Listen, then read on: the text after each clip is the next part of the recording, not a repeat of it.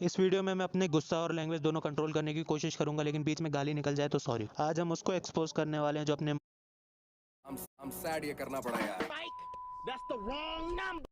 इस video I'm sad ये करना पड़ा यार। Mike, that's the wrong. I'm sad ये करना पड़ा यार। Mike, that's the wrong number. इस वीडियो में मैं अपने गुस्सा और लैंग्वेज दोनों कंट्रोल करने की कोशिश करूंगा, लेकिन बीच में गाली निकल जाए तो सॉरी। आज हम उसको एक्सपोज करने वाले हैं जो अपने मतलब के लिए चेहरे और दोस्त दोनों बदलते रहता है।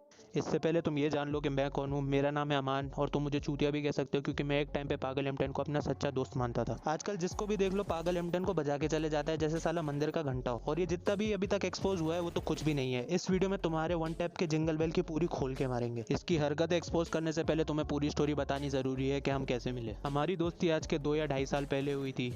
उस टाइम पे ना ही वन टैप हुआ करता था और ना ही इसके सब्सक्राइबर्स थे। आज के 2.5 साल पहले पहाड़ी अपने चैनल पे स्ट्रीम कर रहा था।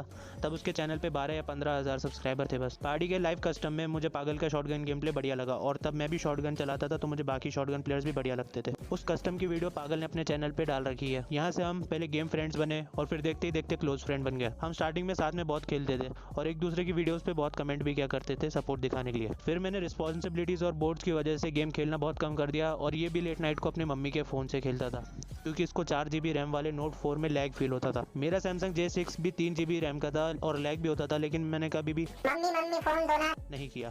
एक टाइम ऐसा आया जब मैं ना इससे बराबर बात करता था, क्योंकि मैं काम में बिजी रहता था और इसके साथ गेम खेले भी महीने हो गए थे। एक बार इसने मुझे बोला कि तेरी आईडी में M10 की कलेक्शन क्या क्या है। मैंने इसको बताया और इसने पहली बार मुझसे अपनी आईडी मांगी। मैंने आईडी पास देने से पहले एक बार भी नहीं सोचा। आप लोग सोच रहे होंगे कि इसने मेरी आईडी स्कैम करी होगी, लेकिन नहीं। फेसबुक के कोई ग्लिच की वजह से उसको बार बार पासवर्ड इनकरेक्ट बता रहा था, तो इसने मुझे गालियाँ देने में देरी नहीं करी। मुझे गुस्सा तो आया कि इसको इतने पुराने दोस्त पे भरोसा नहीं है, लेकिन फिर भी मैंने गुस्सा कंट्रोल करके इसको स्क्रीन रिकॉर्डिंग भेजी पासवर्ड डालते हुए। स्क्रीन रिकॉर्डिंग में ये प्रूफ हो गया था कि मैंने पासवर्ड सही दिया था, लेकिन अपनी गलती को एक्सेप्ट करने की जगह इसने और गालियाँ देके कॉल काट दिया। मुझे बुरा लगा, लेकिन मैंने सोचा कि लौंडे का मूड खराब होगा। बाद में पता चला कि ये लौंडा नहीं लौड़ा। इसने इस छोटी सी बात पे मुझे फ्रेंड लिस्ट से डिलीट कर दिया और बाकी प्लेटफॉर्म से भी ब्लॉक कर दिया। ये वो टाइम था जब इसके यूट्यूब चैनल पे ग्रोथ शुरू हो गई थी। गुस्सा साइड रख के मैंने इसको कुछ हफ्तों बाद अननोन नंबर से मैसेज किया और बताया कि मेहमान हूँ।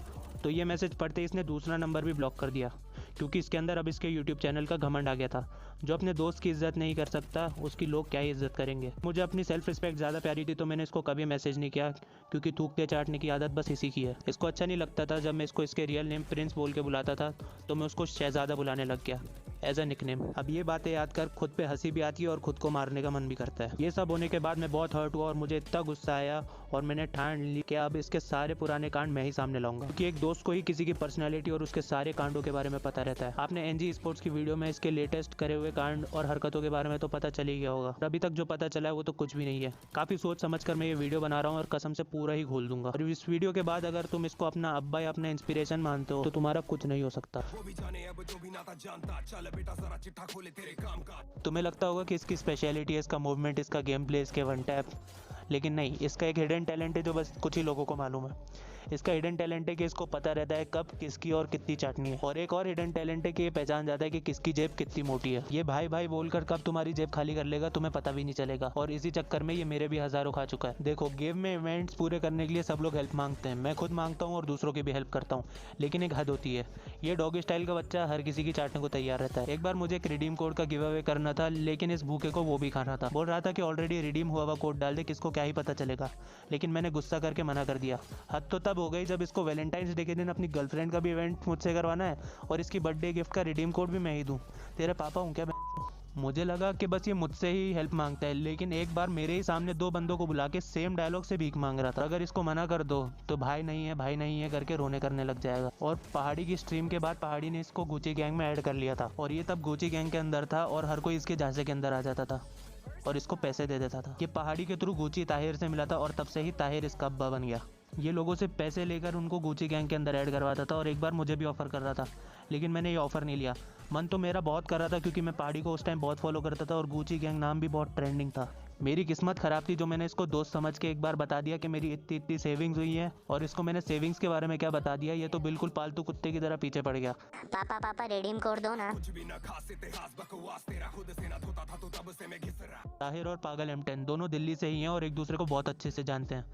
बहुत पहले, आज के 2-2.5 साल पहले, इसने ताहिर पहाड़ी और खुद की पिक्चर इंस्टाग्राम पे भी डाली थी, लेकिन अपना डॉगी जैसा चेहरा छुपा के। इससे पता चलता है ताहिर और पहाड़ी को ये बहुत अच्छे से जानता था और पता नहीं इसको किस बात का डर है, इसने वो पिक्चर भी डिलीट करी, भले ही उसमें इसका चेहरा नहीं दिख रहा।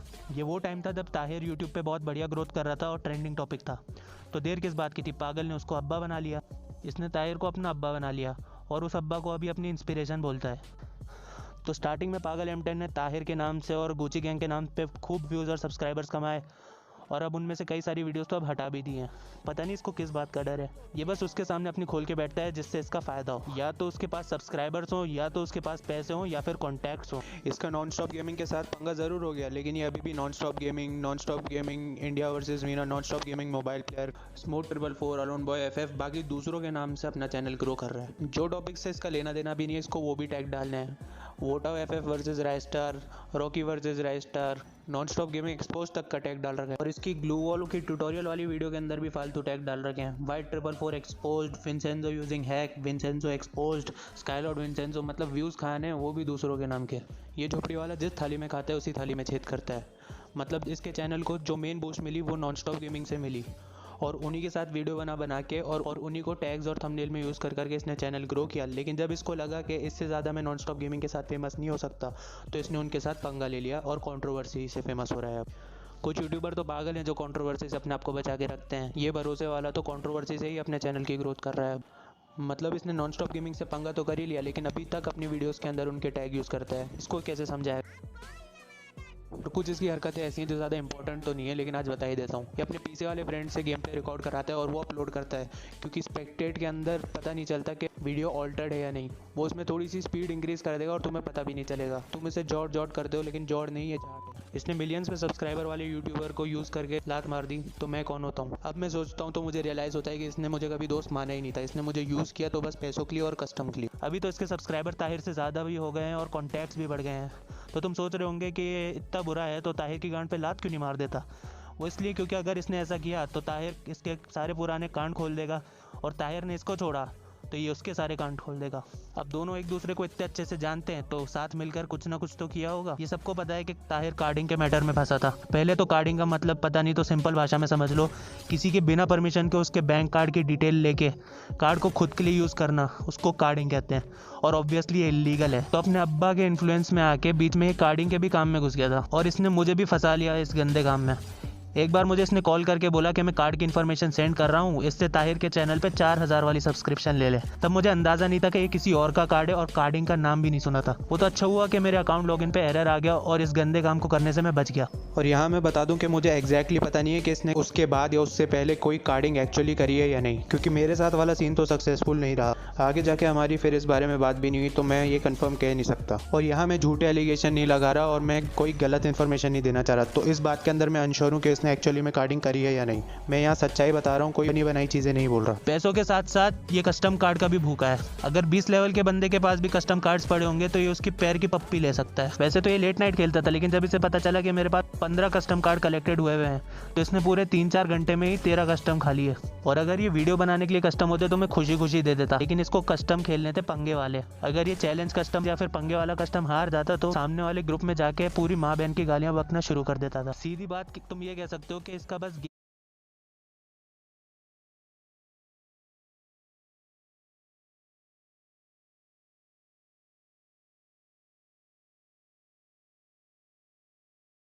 गेम प्ले अच्छा है, लेकिन अगर पर्सनल होते तो मैं खुशी खुशी दे देता, लेकिन इसको कस्टम खेलने थे पंगे वाले। अगर ये चैलेंज कस्टम या फिर पंगे वाला कस्टम हार जाता तो सामने वाले ग्रुप में जाके पूरी माँ बहन की गालियां बकना शुरू कर देता था। सीधी बात तुम ये कह सकते हो कि इसका बस गेम प्ले अच्छा है, लेकिन अगर पर्सनैलिटी देखें तो 2 कौड़ी भी तुम्हें ज़्यादा लगेगा। पर्सनैलिटी मतलब शक्ल से नहीं, उसके बिहेवियर की बात कर रहा हूँ। और अगर शक्ल की भी बात करें तो इसने ये वाली पिक्चर अपने इंस्टाग्राम पे डाली थी और अब वो हटा भी नहीं। पता नहीं किस बात का डर रहता है इसे। ऐसे इस फोटो में कितना खतरनाक फिल्टर है ये मुझे ही पता है, और इसकी असली शक्ल देख के कोई बच्चा भी रो दे। मेरे पास इसकी उस जमाने की पिक्चर थी जब फिल्टर नहीं चलते थे, और माँ कसम ऐसा दिखता है कि किसी ने मुक्का मार के नाक चपटी कर दी हो। अब किसी की शक्ल अच्छी नहीं है तो कम से कम कर्म तो अच्छे कर लिया करो। लेकिन इसके थोबड़े का मजाक उड़ाने का कोई फायदा नहीं, क्योंकि खुद एक मजाक है। इसके चैनल की ग्रोथ का एक और रीज़न है, वो है रिएक्शन वीडियोज़ और लाइव रिएक्शन। यहाँ तक इसने पहाड़ी का 2 साल पुराना रिएक्शन भी तब रीअपलोड किया जब उसके मिलियन प्लस सब्सक्राइबर्स हो गए। वैसे इसके गेम प्ले पे बहुत सारे लोगों ने रिएक्शन दिया है, लेकिन ये डालता बस उन्हीं की है जहाँ इसको फायदा दिखता है। इन रिएक्शंस में से एक रिएक्शन स्काईलॉर्ड का था, जिसकी वजह से इसका चैनल को अच्छी खासी बूस्ट मिली थी। अब जिसमें तारीफ करी वो वाला रिएक्शन तो इसने डाल दिया, लेकिन जब स्काईलॉर्ड ने दूसरी बार इसकी वीडियो पे रिएक्शन दिया तो क्या बोला खुद ही देख लो। हम बताओ कितने लाइक करा देंगे, हम इसमें 100 के लाइक तो करवा देंगे, लेकिन हैंड कैम नहीं लुल्ली कैम लाना पड़ेगा। बोलो लुल्ली कैम लाओगे तो बताओ, 100 कैम लाइक करवा देंगे। हाँ यार लुल्ली कैम चाहिए, हैंड कैम नहीं चाहिए। बहुत बढ़िया। पर ये क्या है यार, ये देखने में मजा नहीं आता यार, ये बहुत बोरिंग लगता है। कैसे झेलते हैं लोग समझ में नहीं आता है, मजा ही नहीं आ रहा यार, ये क्या है, ये कोई मतलब नहीं है इसका। ठीक है देख लेता हूँ फिर भी, स्क्रिप्टेड लग रहा है।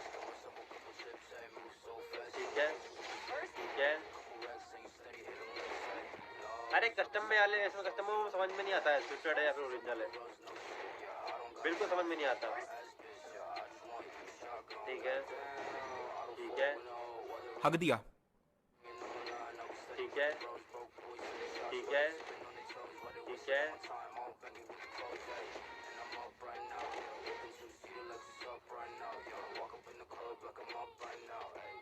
ओके ठीक है, ये स्क्रिप्टेड लग रहा है, स्क्रिप्टेड है। मजा नहीं आता मेरे को यार, ये सब देखने में मजा। अब ये बात हम सब जानते हैं कि स्काईलॉर्ड भाई का गेम एनालिसिस कितना बढ़िया है। एक बार मान भी लेते हैं कि कस्टम स्क्रिप्टेड नहीं है, तो ये ऑलमोस्ट हर वीडियो के अंदर स्काइलर क्यों यूज करता है। अब एक बंदा जो वन टैप मारता है, नाच के ग्लू मारते रहता है, तो स्काइलर के साथ जीतेगा ही। मैच तो एक तरह से फिक्स्ड ही हुआ ना। ये मुझे भी एनजी स्पोर्ट्स की वीडियो में पता चला कि इसने नकली बंदे को वोटा FF बोल के वीडियो बनाई है, और इस वीडियो में भी स्काइलर लेके खेल रहा था और सामने वाले के पास आलोक था। अब पूछो ना अपने इंस्पिरेशन से कि एक तो नकली वोट और ऊपर से अनफेयर मैच। या तो ये खुद ज़्यादा चूतिया या फिर अपनी ऑडियंस को चूतिया समझ रखा है। अब इसकी 9 साल की तो ऑडियंस है नहीं, क्योंकि अच्छे खासे मैच्योर और बड़े प्लेयर्स भी इसकी वीडियोस देखते हैं। इससे क्या लगा, ऐसी चीज़ें हम नोटिस ही नहीं करेंगे। चूतिया समझो क्या? बहुत स्मार्ट समझता है तू अपने आप को। अब ये भी गुची गैंग के प्लेयर्स की पुरानी हरकतों में से है कि प्लेयर का नाम चेंज करके वीडियो बनाना। और ये तुम्हारा अब्बा गुची गैंग के अंदर था तो थोड़ा सा इन्फ्लुएंस रहेगा। जैसे सबके पापा बोलते हैं ना, बुरी संगत से दूर रहो, बुरे दोस्त मत बनाओ, अच्छे दोस्त बनाओ। तो वैसे देखा जाए तो मेरी भी गलती है कि मैंने इसको समझाया नहीं।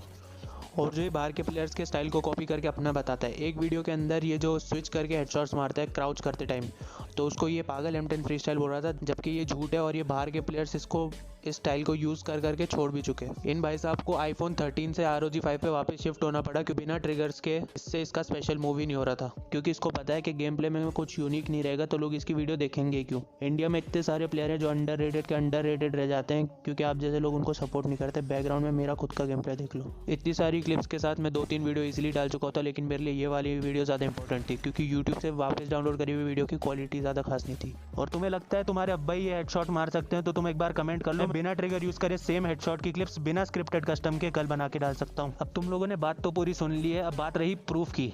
तो मेरे पास साबित करने के लिए ज़्यादा कुछ तो है नहीं, क्योंकि मैंने कभी सोचा नहीं था कि ये नौबत आ जाएगी कि मैं ऐसी वीडियो बनाऊंगा। और प्रूफ ना होने का रीज़न ये भी है कि मोस्टली प्रूफ्स गायब कर दिए हैं। जब इसका मुझसे झगड़ा हुआ तो इसने मेरे चैनल से अपने सारे कमेंट्स डिलीट करी और अपने चैनल से मेरे सारे कमेंट डिलीट कर दिए, लेकिन ले दे के ये एक कमेंट डिलीट करना भूल गया।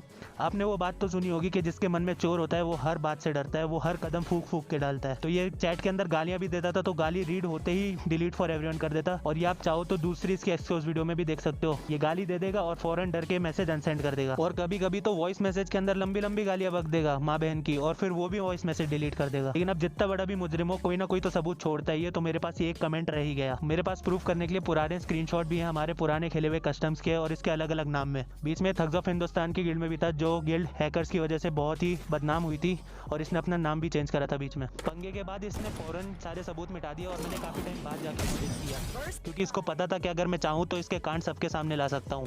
जब मुझसे कार्डिंग करवाने का सीन सक्सेसफुल नहीं हुआ तो ये मेरे पीछे पड़ गया कि चैट डिलीट कर और किसी को भी मत बताइयो। और तब मैंने डिलीट कर भी दी, क्योंकि मुझे पता नहीं था कि ये मुझसे कुछ गलत काम करवा रहे हैं। बस मुझे इतना ही बोलना था।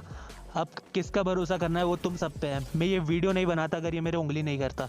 इसके बाद भी तुम्हें अकल नहीं आई, और अब भी खुद को इसका फ़ैन बोलते हो और इसको अपने अब्बा इंस्पिरेशन कुछ भी मानते हो, तो कसम से कोई गेम बढ़िया खेलता है इसका मतलब ये नहीं उसकी बाकी सारी हरकतें तुम इग्नोर कर दो। जाते जाते यही कहूँगा कि एक प्लेयर की वैल्यू उसके गेम प्ले से ज़रूर होती है, लेकिन एक इंसान की वैल्यू उसके नेचर और पर्सनैलिटी से होती है, और वो अपने आसपास वालों को कैसे ट्रीट करता है। और शहजादे, जाते जाते एक बात ज़रूर कहना चाहूँगा, तेरे नाम का कुत्ता पालो साले। जल्दी से वीडियो को शेयर करो। नहीं मानेंगे।